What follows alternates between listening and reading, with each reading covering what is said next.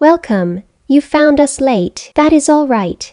Everyone who comes here comes late. Step in out of the dark. The door's already open. It has been open for you for a very long time.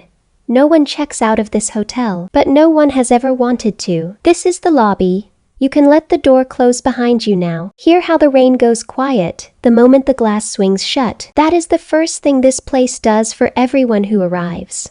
It takes the weather away. Look at the floor. Marble, the color of weak honey, polished by 100 years of soft footsteps. If you look down into it, you can almost see the lamps reflected, hanging upside down in the stone, as if there were a second warm lobby beneath this one.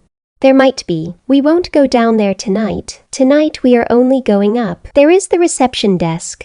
Long dark wood, worn smooth at the front edge where 100 years of hands have rested. No one is standing behind it, but the lamp on the desk is lit. The pen is uncapped. The brass bell is polished. Whoever keeps this desk has only just stepped away. To fetch your key, perhaps.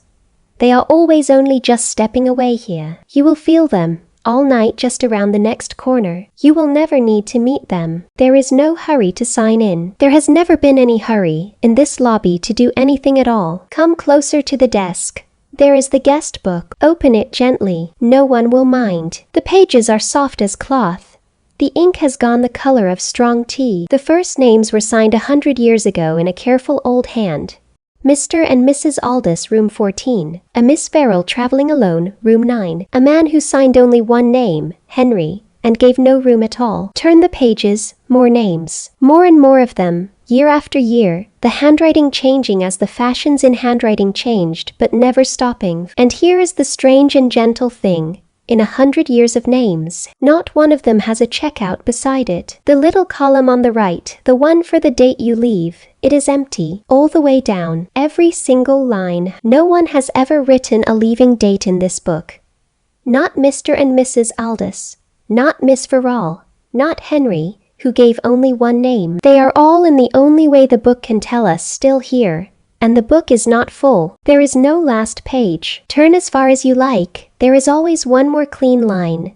One of them tonight is yours. You don't have to sign it, but you can if you'd like. No one will ever ask you to leave. At the back of the lobby there is a lift, an old one, a brass cage with a folding gate, and a little half-moon dial above the door with a needle that points to the floor it is on. The needle is pointing at the lobby now. Waiting. It seems to have been waiting for us. The gate is already half open. The way a door is half open when someone has just gone through it and meant for you to follow. Step inside. The cage rocks very gently, the way a small boat rocks when you step aboard. Then it goes still. The walls are dark wood and old mirror.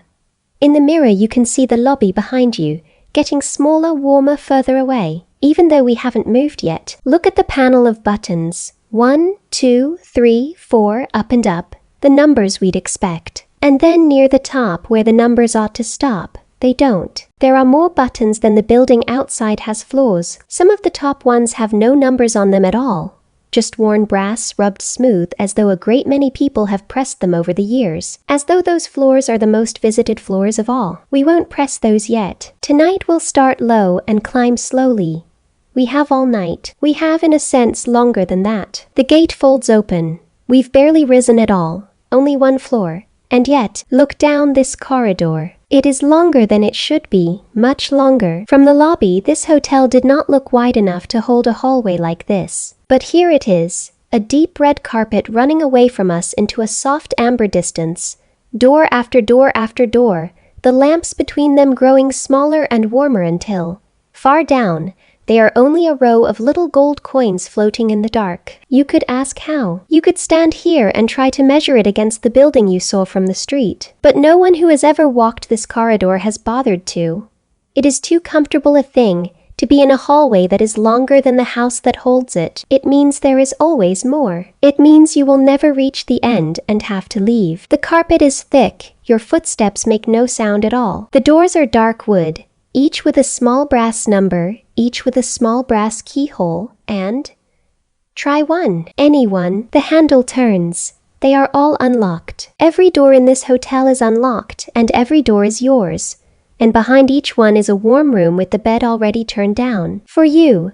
Only for you. Let's open this one. Number 23. No reason, only that the brass caught the light. The door swings in without a sound. Inside, a small warm room. A lamp already lit on the bedside table, low and amber. A bed with a tall carved headboard, and the covers turned down in a neat triangle, the way they only ever do it in the good old hotels. Turned down for someone. Turned down, it seems, for us. Though no one passed us in the corridor, and no one came out of this room. There is a single chocolate on the pillow. There is a glass of water on the table, still beaded with cold. There is a book on the nightstand, open face down, holding someone's place. Whoever it was, they have only just gone. Or, they have been here all along and the room simply doesn't show them. In a hotel like this, you stop asking which. The window is dark with rain. The radiator ticks warm. The whole small room is exactly the temperature of being held. You could lie down here. You could. No one would ever come to make you leave. That is the whole promise of this place, written in the turned-down corner of every bed on every floor. Stay. Stay as long as you like. As long as 100 years. Longer. Back into the corridor. Further along, the hallway opens out into a room with no door at all. A reading room. The ceiling is high here and lost in soft dark. The walls are shelves, floor to that lost ceiling, full of books with worn cloth spines. Green ones, oxblood ones, faded gold lettering. There are reading lamps with green glass shades on small tables, every one of them lit, every one of them low, and every deep leather chair has a blanket folded over its arm. Waiting, one of the chairs near the cold clean hearth has a book open on its seat, face down again. Someone's place kept. The leather of the chair is still faintly warm, as though they rose only a moment before you came in. But you didn't see them go. You never do. There is a fire laid in the grate, kindling paper, a single match resting on the mantel, never lit, never needing to be, because the room is already warm. There is a clock on the mantel. It is ticking. Listen, slow, even, patient as the river that some say runs in the cellar. The hands say 1 minute past midnight. They have said 1 minute past midnight in this room for 100 years, and they are in no hurry to say anything else. There is a staircase off the reading room. Wide, dark wood, carpeted in the same deep red, curving up and up. We'll take it instead of the lift this time. Slowly, the way you take stairs when there is nowhere you have to be. Halfway up, the stair turns at a landing and there is a tall window. Stop here a moment. Look out. It is raining. You can hear it soft on the glass. Below, you should see the street you came in from. The wet black road, the one lamp, the dark. But the window doesn't show the street. It shows a garden. A wide, quiet garden in the rain, hedges and gravel paths, and a still dark pond, going back further than any city block could hold. There was no garden outside when you arrived. There is one now. On the floor below, the windows showed the street. Up here they show the garden. Higher still, they will show other things. Fields, perhaps. A coast. Snow on some floors, even tonight. The hotel keeps a different weather on every level, the way it keeps a different carpet, a different wallpaper, a different hush. None of them is wrong. They are all simply the view from where you are. And where you are tonight is exactly high enough to watch rainfall on a garden that the street outside does not have. Keep climbing. One more turn of the stair, and here is a landing where the doors have changed. Down in the lobby, every door had a number. Here some of them still do, and some of them don't. Here is a door with no number at all. Just dark wood and a brass keyhole and a thin line of warm light glowing underneath it. Someone has left a lamp on in there, for whoever comes. For you if you'd like. This is one of the floors that isn't on the map. If you'd looked at the little framed evacuation plan by the lift downstairs, the one in every hotel, the one with the small red arrow that says you are here, you'd have found the lobby on it and the first few floors, and then the drawing simply stops. The map ends lower than the building does. Above a certain line, the architects drew nothing. Either they didn't know these floors were here, or they knew and chose to leave them off, the way you leave the best room out of the brochure, a place you only reach by climbing past the end of the plan. No one is up here, and everyone who ever stayed is up here. Both are true. On the floors above the map, it is the quietest, warmest, safest part of the whole hotel. It has to be. It is where they keep the people who never wanted to leave. One of the unnumbered doors is open. Just a little, just enough. Warm light comes through the gap and lies across the corridor carpet in a long gold stripe, pointing back the way we came as if to say, yes, this one. This is the one that was left open for you. Push it. It swings wide without a sound. Inside is the warmest room of all.